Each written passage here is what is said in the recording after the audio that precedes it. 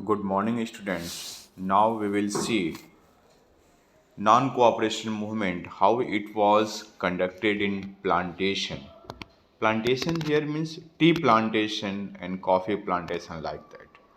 बागानों में किस प्रकार से नॉन कोऑपरेशन मूवमेंट चलाया गया और उन्होंने स्वराज का क्या मतलब निकाला। स्वराज का मतलब अलग अलग लोगों ने अपने अपने तरीके से निकाला। उनके लिए स्वराज का मतलब यही था कि उनकी जो समस्याएं हैं वह समाधान हो जाएंगे। Let us see what happened in plantation. So the topic is here 2.3 Swaraj in plantation. Workers too had their own understanding of Mahatma Gandhi and the notion of Swaraj. Workers का अपनी समझ थी। Too had their own understanding of Mahatma Gandhi and notion of Swaraj. Swaraj का जो मतलब था उन्होंने अलग तरीके से निकाला।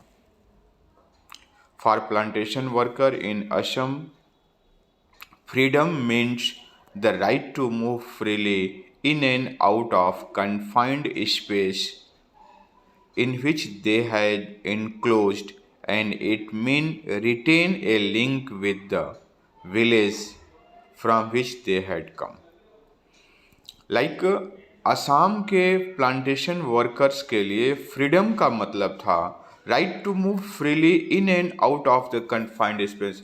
जो बागान की बाउंड्री थी उससे जब चाहे तब अंदर आ सके और जब चाहे तब बाहर जा सके। मीन्स उनका उद्देश्य था कि वह अपने घर आ जा सके। जो है उनके लिए आज़ादी का मतलब ये था, स्वराज का मतलब ये था। So freedom means the right to move freely in and out of confined space in which they were enclosed, and it means retain a link with the village। इसका मतलब था कि वो अपने गांव से लिंक स्थापित कर सके, जब चाहे तब गांव आ सके, जब चाहे तब जो है गांव जा सके। With the village from which they had come under the Inland Immigration Act of 1859, plantation workers were not permitted to leave the tea garden without permission, and in fact they were rarely given such permission. Inland immigration act 1859 के तहत plantation workers को tea garden को बिना अनुमति के छोड़ने की इजाज़त नहीं थी। उनको अपने अधिकारियों से अनुमति लेनी होती थी और यह अनुमति बहुत रेयर केस में ही दिया जाता था। In fact they were rarely given such permission. When they heard of the non cooperation movement, जब उन्होंने नॉन कोऑपरेशन मूवमेंट के बारे में सुना, thousands of worker defied the authority, अपने अधिकारियों की बात की अवहेलना किया, उनकी बात को नहीं माने। लेफ्ट द प्लांटेशन, और उन्होंने प्लांटेशन को लेफ्ट कर दिया, प्लांटेशन बागान से बाहर निकल गए। एंड हेडेड होम, और घर के तरफ चल दिए। They believe that Gandhi Raj was coming and every one would be given land in their own villages. उनका मानना था कि गांधी राज आ रहा है और सभी को उनके गांव में जमीन दी जाएगी। Everyone would be given land in their own villages. They, however, never reached their destination, और वो अपने गांव नहीं पहुंच पाए। क्यों? क्योंकि रेलवे, स्टीमर सबने स्ट्राइक की रखी थी। बागान से तो निकल गए लेकिन आकर रेलवे स्टेशन पर फंस गए। स्टैंडेड on the way by A railway, railway के द्वारा क्या किया गया था? हड़ताल किया गया था। स्टैंडेड on the way by A railway and steamer strike, they were caught by the police and brutally Britain up. और स्ट्राइक होने के कारण वह वहाँ फंस गए और जिसके कारण से पुलिस ने उन्हें कैप्चर किया और बुरी तरह से पीटा और दोबारा बागान में ले जा कर के डाल दिया। तो इस तरह से उन्होंने एक प्रयास किया। उन्होंने प्लांटेशन वर्कर्स ने स्वराज का अपने तरीके से इंटरप्रेट किया कि स्वराज का मतलब कि उनके गांव में उनको ज़मीन दी जाएगी उनको अपने घर आने जाने की आज़ादी होगी। तो ये सारी बातें उनको समझ में आई। नेक्स्ट जी, the vision of movement The vision of movement was not defined by the Congress program। ये जो अलग अलग जो उद्देश्य था प्लांटेशन के लिए या ट्राइबल्स पीपल के लिए, ये अलग अलग उनका कुछ ऐसा डिसाइड नहीं किया गया था। The vision of this movement were not defined by the Congress programme. They interpreted the term Swaraj in their own way. अपने तरीके से उन्होंने स्वराज को इंटरप्रेट कर लिया, स्वराज का मतलब निकाल लिया। Is it clear? जैसे कि इससे पहले हम लोगों ने देखा कि ट्राइबल्स ने उनके लिए स्वराज का मतलब क्या था कि वो जंगलों में जा सकते थे, वो अपनी मनपसंद चीज़ें ले सकते थे, जिसके लिए उन्होंने गुरिल्ला वार किया। The same here in the tea plantation, उनके लिए स्वराज का मतलब था कि वह घर आ जा सकें। उनके लिए स्वराज का मतलब था कि गांधी राज आने वाला है और सबको ज़मीनें दी जाएंगे। सभी ने अपने अपने तरीके से इंटरप्रेट किया।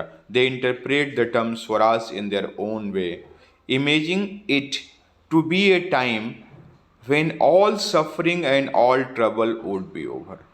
इमेजिन इट, यह मानते हुए दैट स्वराज एक ऐसा समय होगा, to be a time when all suffering, जहाँ पे कि सारी परेशानियाँ और सारे जितने भी प्रॉब्लम्स हैं वह सब दूर हो जाएंगे। All suffering and all troubles would be over. Yet when the tribal chant Gandhi's name and raised slogan demanding Swatantra Bharat, they were not emotionally related, they were also emotionally related to an all Indian agitation। कह रहा है eight, यद्यपि when the tribal chant, जब आदिवासी लोग चेंट करते थे, पुकारते थे, जब उद्घोष करते थे, गांधी जी के नाम के उद्घोष करते थे, महात्मा गांधी अमर रहे, महात्मा गांधी जिंदाबाद, तो ऐसे नामों से एंड रेज स्लोगन डिमांडिंग स्वतंत्र भारत, और स्वतंत्र भारत की डिमांड करते थे, स्वतंत्र भारत के लिए मांग रखते थे कि भारत को आज़ादी मिलनी चाहिए। They were also emotionally related to all India agitation. तो वह जो है इमोशनल तौर पे पूरे भारत, ऑल इंडिया एजिटेशन, जो अखिल भारतीय आंदोलन का एक हिस्सा बन जाते थे। जब वह गांधी जी के नाम का उच्चारण करते थे, जब वह स्वतंत्र भारत की मांग करते थे, तो वह जो पूरे भारत स्तर पे, व्यापक स्तर पे जो आंदोलन चल रहा था उसका वह हिस्सा बन जाते थे।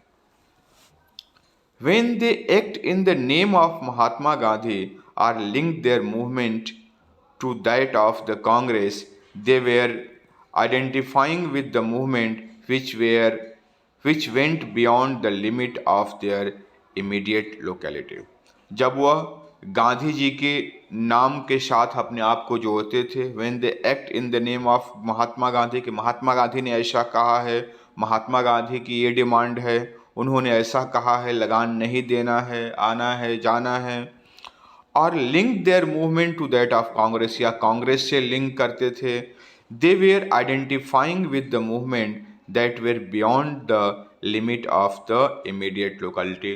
तो उन्होंने जब वह ऐसा करते थे, अपने आंदोलन को कांग्रेस के नाम के साथ जोड़ते थे या गांधी जी के नाम के साथ जोड़ते थे, तो वो उस मूवमेंट का हिस्सा हो जाते थे जो उस लोकेलिटी से ऊपर उठ करके था। They were identifying with the movement which they beyond the limit of the immediate locality। Means वह एक व्यापक जो आंदोलन पूरे भारत स्तर पर चल रहा था उसका एक भाग बन जाते थे। That's all in this video lecture।